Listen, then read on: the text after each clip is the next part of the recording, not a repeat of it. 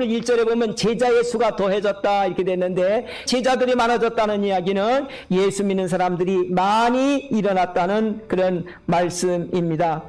근데 이렇게 교회가 부흥하면서 어떤 분들은 막 감동이 돼가지고 자기의 논을 팔았어요. 자기의 밭을 팔아가지고요, 가난한 사람들을 돕기 위한, 구제하기 위한 헌금을 드립니다. 이 구제 헌금을 가지고 어려운 사람을 돕는 일을 교회가 하게 된 것이죠. 사도들이 그 일을 맡아서 하게 된 것입니다. 가난한 사람을 돕는데 누구를 먼저 도왔느냐 하면 남편을 먼저 잃어버리고 혼자 된 여인들을 도왔습니다. 그런데 여기에 불평이 생깁니다. 불만이 생겼어요. 오늘 성경에 유대인은 유대인인데 히브리파와 헬라파가 있어요. 한 교회예요.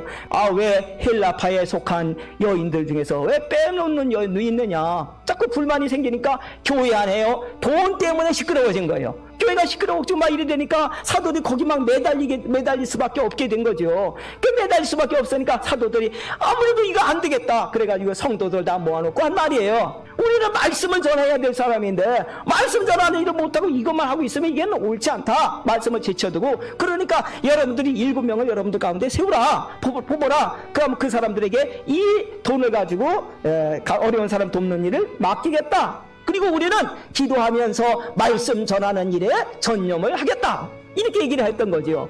바로 이렇게 일꾼을 세우게 된 첫 번째 이유가 어디에 있느냐, 그거는요, 말씀 전하는 일에 더욱더 전념하기 위해서 그렇게 했던 거예요. 교회가 어떻게 하면 부흥하느냐, 오늘 성경이 7절에 뭐라고 되어 있어요? 하나님의 말씀이 왕성했기 때문에, 말씀이 왕성하니까 사람들이, 예수 믿는 사람들이 점점 더 많아졌다는 거거든요. 다시 말해서 일꾼을 세우게 된 목적이 어디에 있느냐, 교회가 어떤 교회가 되게 만들려고요?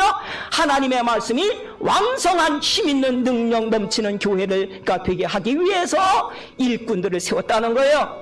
이 일꾼을 세우게 된 두 번째 이유는 뭐냐면, 이 시끄러워진 것을 잠재우기 위해서, 화평케 만들기 위하여 또 이 일꾼들을 세우게 된 것이죠. 7명들의 이름을 보면, 뽑을 때 누구를 주로 뽑은 거예요? 빌립 빼놓고는 헬라파에 속한 사람들을 뽑았어요.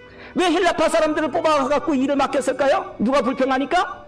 헬라파 사람들이 불평하니까 그러면 당신들이 맡아서 이 일을 하세요 라고 그들에게 맡긴 거예요. 그래서 교회가 조용해지도록, 화평케 만들기 위해서. 일꾼을 세운 데 있어서 3가지 기준이 있었습니다. 첫째는 5절에 믿음이 있어서 칭찬 듣는 사람입니다. 그냥 칭찬이 아니고요, 믿음이 있기 때문에 칭찬 듣는 사람. 왜냐하면요, 하나님을 믿는 믿음으로 하나님의 일을 하는 것이기 때문에 그렇거든요.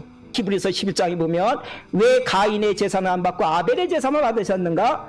아벨은 무엇으로 드렸다고요? 아벨은 믿음으로. 하나님의 일을 할 때도요, 하나님을 믿는 믿음으로 해야 된다는 거예요. 그러니까 믿음 있는 사람 뽑아야지요. 두 번째 기준은요, 3절에 지혜가 충만한 사람을 뽑으라고 말씀하셨어요. 성경이 말하는 지혜는 머리가 아주 명석하게 잘 돌아가는 사람을 말하는 게 아니거든요. 특히 하나님의 일꾼이 되어 하나님의 일을 할 때는 하나님의 지혜로 해야 돼요.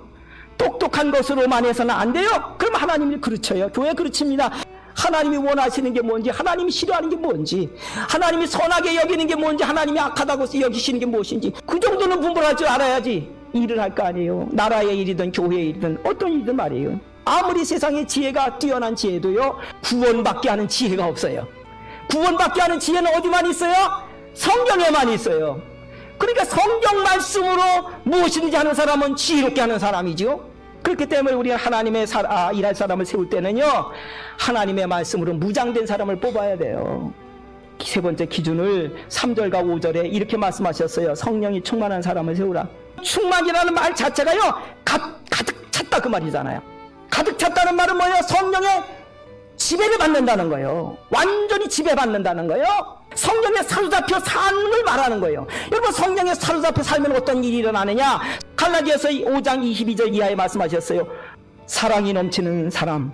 뭐 그 집에 특별히 좋은 일도 없는 것 같은데 맨날 얼굴 보면 싱글싱글 웃고 맨날 기뻐. 다른 사람은 다 울상 짓고 세상 무거운 짐 다지고 그렇게 가는 사람들처럼 다 얼굴이 울상인데, 이 사람은 맨날 보면 맨날 기쁘고, 성령 충만하니까 성령 충만해서 그런 거예요.